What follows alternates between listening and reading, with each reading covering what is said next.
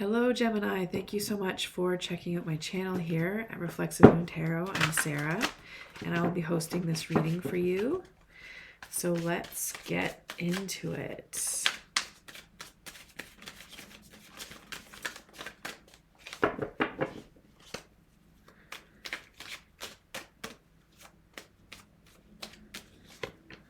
And we have the Eight of Swords reversed. So you are free. There is nothing holding you down. And you are not even in a place where you are creating any blockages for yourself, creating any forms of entrapment. You may be concerned with that. You may be concerned with your sense of freedom or being like freeing your mind, but you're there. So because you're there, you may be a little bit worried about how long that's going to last. And I would say feeling like you're worried about how long that's going to last is not doing yourself justice in any way. Just go with it. You also may feel like you are witnessing an injustice on some level, or you are aware of some type of injustice that has occurred.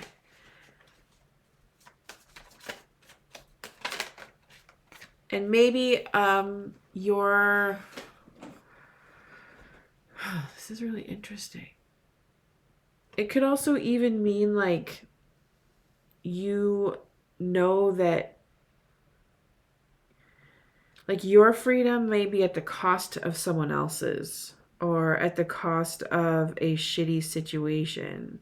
You were in a shitty situation, or there is some type of shitty situation where the bad outweighs the good. This could also just mean that you are fully aware of, you're becoming,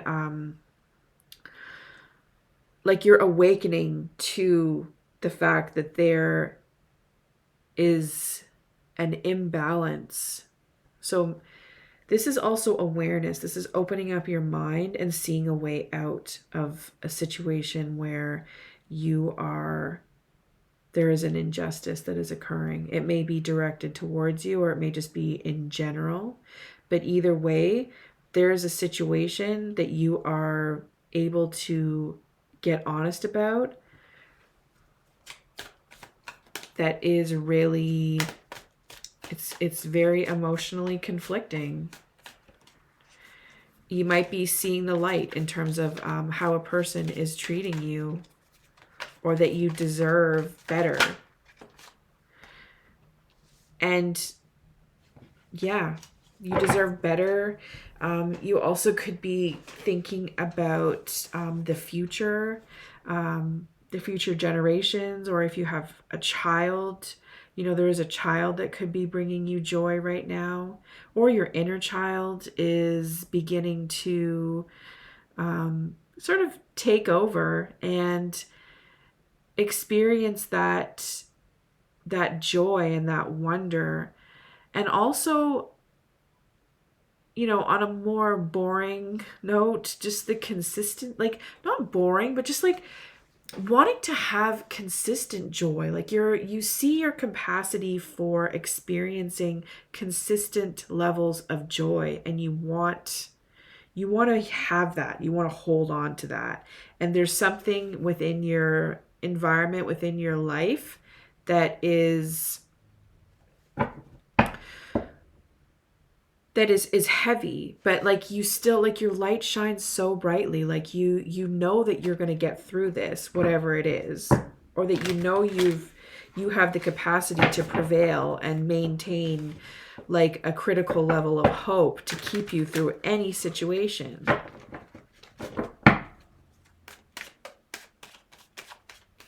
There's also, you know, the attitude that there's nothing new under the sun, you know, an understanding that there's good and evil in this world, and it plays out in so many different ways. Sort of like that is what it is, but we're still going to celebrate and experience joy nonetheless. In the past, you know what emotional fulfillment looks like. You know what that is. You know what it is to have a powerful sense of family, a powerful sense of joy, of union.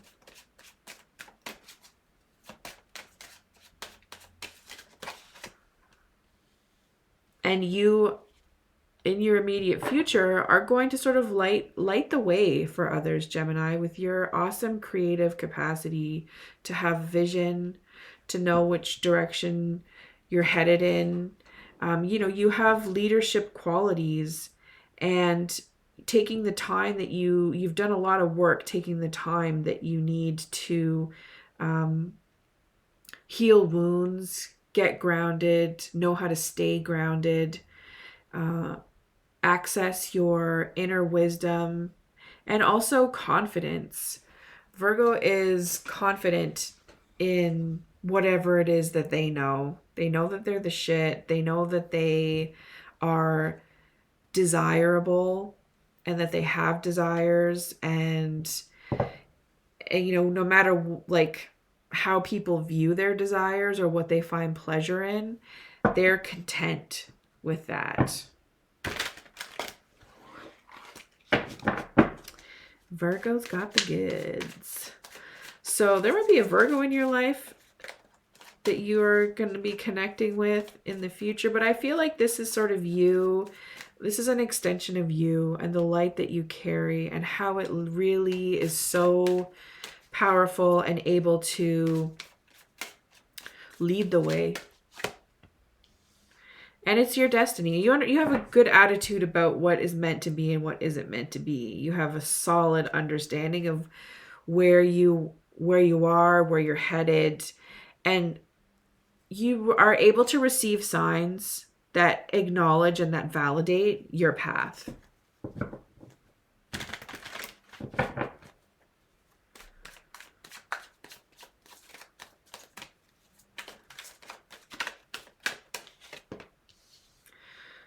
Interesting, Lo. Within your environment, people might see you as a bit of a pessimist or not really having the greatest balance of give and take. And that may be where this injustice sort of plays into effect, is the way that people perceive you. I don't think that this has anything to do with you needing to adjust yourself. It could be like if you want them to be a little bit more understanding of you and accepting of you, or if you want them to stop seeing you as a bit of a Debbie Downer, or I don't know, like it's difficult. Like if you're the type of person that is interrupting oppression, or for example, if you are just honest, if you're just honest about the way that the world makes you feel, if you are not shy, or if you appear like you are, that's tricky though. Like if you appear like you have more than what people think you deserve, like I feel like that calls into question issues related to meritocracy and what people perceive as what a person deserves or does not deserve. So within your environment, also, this could mean that there is a lack of joy, a lack of hope. And that also could be where you come into play, providing that hope or just helping to trigger that hope for others in a situation where there is a lot of injustice.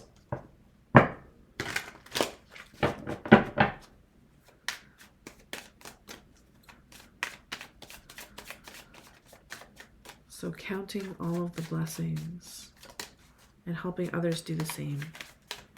Maybe that's what they need from you. The King of Swords. So you are fearful of a person who is super psychologically abusive. Might be daddy issues. Might also be just any type of individual that you've crossed paths with or who's been in your life. This could also be a fear of you manifesting that within yourself. I mean, as a Gemini, this isn't, this card is ruled by air signs. So just being careful that instead of running the show, I don't want to say running the show.